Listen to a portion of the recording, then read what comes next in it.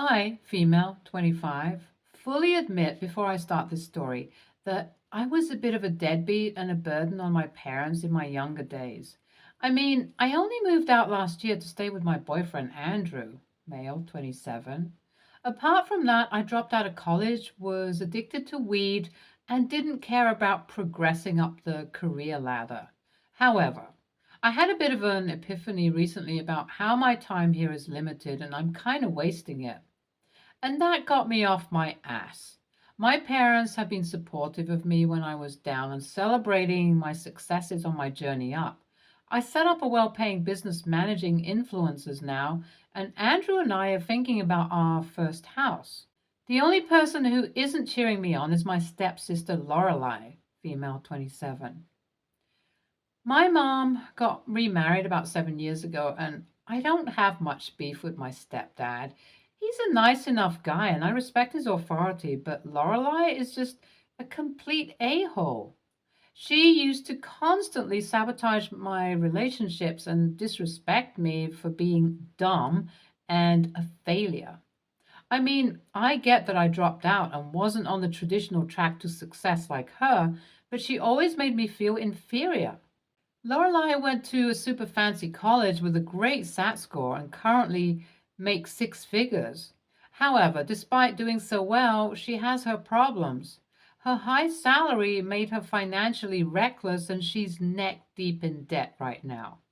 It got so bad that my stepdad had to pay for an accountant to come and sort out her mess. She still walks around in Jimmy Choos. Don't get me wrong, but a lot of it is a facade. However, I've never stooped to her level and called her stupid for being, well, financially stupid. I know I'm not on the same level as her right now, but my business is doing well, and I don't need my parents' help anymore. I thought that I could get a leg up because one of our extended relatives passed away recently. He's from my stepdad's side of the family, who are already kind of wealthy, but this fella was a multimillionaire. I met him a few times through gatherings and kept in touch with him because he shared my passion for art and other hobbies. When he passed, he left a significant amount of money to my stepdad, Lorelei, and, well, me. I was a little confused at first, but accepted it graciously. Neither my stepdad nor his family thought it was wrong of me to get a share in the inheritance, and I was planning on using it to save for my dream wedding with Andrew. We're not engaged yet, but both of us have discussed getting married when we're financially stable and ready. However, this plan changed after I got a call from my mom. She told me that Lorelei had recently gotten engaged and wanted to plan her wedding for the coming spring. However, due to her bad credit score, she wasn't able to take out a loan or afford the things she wanted. In that frustration, she lashed out at my mom and told her that your daughter doesn't even deserve that inheritance anyways. She only knew Uncle X for a few years, and it just feels unfair that I could have used that money for my dream wedding. Okay, but the thing is, she already had an inheritance, right? Well, Mom told me that she'd blown through it already and hadn't even used it to pay off her debts. Gosh, this woman was unhinged.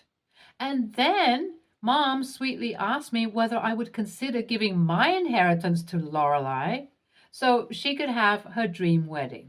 Sensing that I was hesitating, she began guilt-tripping me about how she had always supported me when I was doing nothing. And Lorelei needed this milestone in her life. She even said, "Besides, you and Andrew live together anyways, right? What's the big deal?" I felt hurt, but also convinced myself that I needed to help Lorelei. This wasn't the first time my mom had chosen my stepsister over me. I guess she and I never got along because she's staunchly traditional and hates the fact that I didn't do things the right way, and Lorelei seemed like a chance at a daughter who was more her style. After all of the guilt tripping she did, I didn't have a choice but to hand over the money to my stepsis. I told Andrew about it, and he wasn't mad about the money, but felt bad about me having to give up this windfall. He told me that I was worth more than caving into my mom, but I guess I just wasn't ready to hear it. When I first met Lorelai's fiance, though, I immediately knew something was up. This guy was sketchy as all hell. He didn't really mention what he did as a job and skirted around every question regarding his life. And whenever he did mention anything, it was sketchy. I was 90% sure he was a gold digger and started dating Lorelai because of her lifestyle. I met the couple at a family dinner, and all my stepsister could talk about was what she would do at her wedding. I also found out that her fiance, Luca, wasn't a US citizen, and basically marrying my stepsister gave him a green card. I also found out that they had only been dating for a month before he proposed. Honestly, this guy's vibes were just off, and I wanted to test that. I admit I may also have wanted to mouth off to my stepsister a little because all the wedding talk was getting to me. So I casually asked her if the inheritance would help out enough or if I should chip in a bit more. Luca's ears perked up and he asked what this inheritance was. Lorelei seemed really embarrassed and said, "Oh, it's nothing, babe. You know, I got us covered." Girl, she was so blind to how money hungry her husband to be was. Just because she was in love. I can't believe our parents didn't say anything. Luca and Lorelei began having a hushed conversation as soon as the inheritance was brought into question, and I could tell that they were on the brink of arguing. After a little while, they ended up leaving the dinner early. I didn't think it would turn into a big deal, but I got a text from Lorelei the very next morning claiming that Luca wanted to put the marriage on ice for a while because he figured out that Lorelei was in debt. My mom also blames me for acting maliciously, and I'm beginning to feel like I should have just kept my mouth shut. AITA? Update 1. I spoke to a few people after I was grilled by Lorelei and Mom, and they think it was justified for me to lash out the way I did, although everyone does agree it was a little immature. Andrew thinks that, in a way, I ended up helping my stepsister dodge a bullet. She went back with Luca at her home, but I think they've broken up. There's been radio silence from Lorelei for a couple of weeks, so that might be the case. The only people in my family who aren't getting on my case right now are my bio dad and my stepdad. I mean, my bio dad isn't really aware of the situation, and he's thinking about it quite subjectively. But my stepdad also feels like I probably helped his daughter out. If her fiance is going to leave just because the wedding isn't completely financed by the wife, there's probably a lot more wrong with him than meets the eye. As for the inheritance money I gave, I haven't gotten it back yet, but I think I should ask for it back. I'll see if I do and keep you guys posted. Update 2. It's confirmed Lorelei and Luca broke up, and in a pretty spectacular fashion. Apparently, he ended up skipping town and took a bunch of my stepsister's expensive stuff with him. She has called the cops on him, and it turns out this guy has a prior record as well. Basically, my suspicions about him were pretty much confirmed, and now Lorelei's in a world of hurt. However, even though I didn't do much beyond unearthing the bad motivations Luca had, my stepsister still tends to think I was the driving force behind her breakup. I also ended up asking for the inheritance back as I found a more immediate way to use that money to help my business expand. I have a few people interested in investing in what I do too, and things are picking up a lot of pace. I won't lie, on the financial end, I might end up overtaking my stepsister in a couple of years. I asked my mother about it, and she reluctantly said, "Do whatever you want. It's not like you care about your sister anyways." I had just about enough of her behavior, though, so I was going to go off on her. But then my stepdad overheard what my mom had said. He said, "I could say the same for you. It's like you don't care about your girl. I think her business is doing great, and it's not like Lorelei is getting married anytime soon." This shut her up right away, and I can't help but feel grateful to my stepdad for his support. Update 3. Coming back to you all with some surprisingly positive news. I guess Lorelai ended up going to a therapist to deal with her breakup, and part of that journey made her realize that I wasn't the villain in her story. She called me and apologized, and while I accepted it, a lot of other stuff came out of the woodwork, particularly how I felt about her treating me as an inferior. I won't say everything is resolved right now, but we're working through it. As for my mom, unfortunately, things are still a little icy between us, even though Lorelai and I are on better terms now. Honestly, I would probably be overthinking it a lot more before. But this whole experience has made me realize that I need to stick to my guns. I should never have given over the inheritance money in the first place, to be honest. But things are generally on the uptick for me, and I think I can walk away from this without feeling like trash. NTA, I think your mom and stepsister need to get their priorities in order. I simply can't wrap my head around how your mom is showing such blatant favoritism. OP, you should have stuck up for yourself much before this. NTA, but I feel a little confused about why you chose to pipe up at the dinner. Sure, it had a good ending, but what if Luca wasn't a shady person? Then you would have been an AH, but your mom and stepsister are ones too. Next story. I live in an apartment near my college with two roommates, Emily and Kate. We're all 20s female.